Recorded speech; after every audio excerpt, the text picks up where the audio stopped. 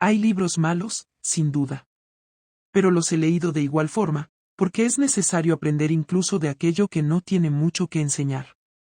Algunos son libros pobres, no tienen mucho que ofrecer, pero uno nota que dan lo que pueden, con la mejor intención, y eso tiene algún mérito.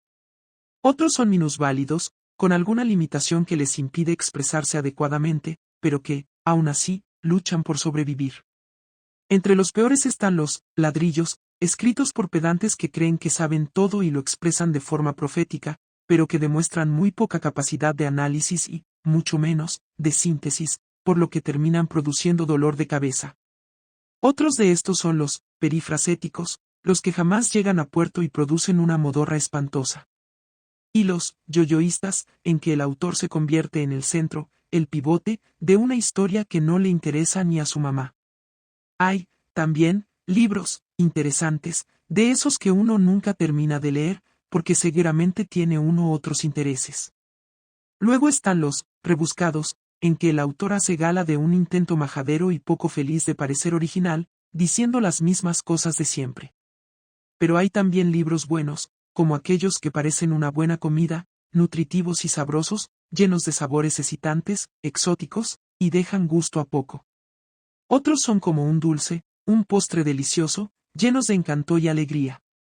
Otros son como brisas, o vientos, incluso huracanes, que lo llevan a uno de la mano, lo empujan o lo arrastran hacia mundos nuevos y maravillosos o duros y siniestros, pero que no sueltan.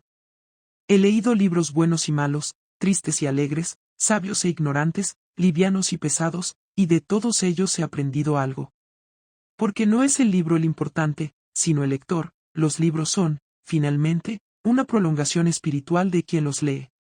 Por eso, quizás, Juan Ramón Jiménez decía que no hacía libros para sus lectores, sino lectores para sus libros, porque no es importante la cantidad de lectores que se tenga, sino el impacto que puedan producir en ellos.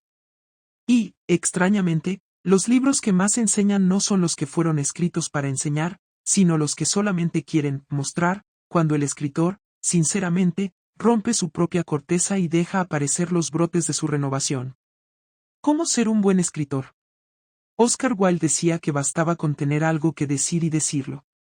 William Somerset Maugham consideraba que la primera exigencia de un libro era ser entretenido.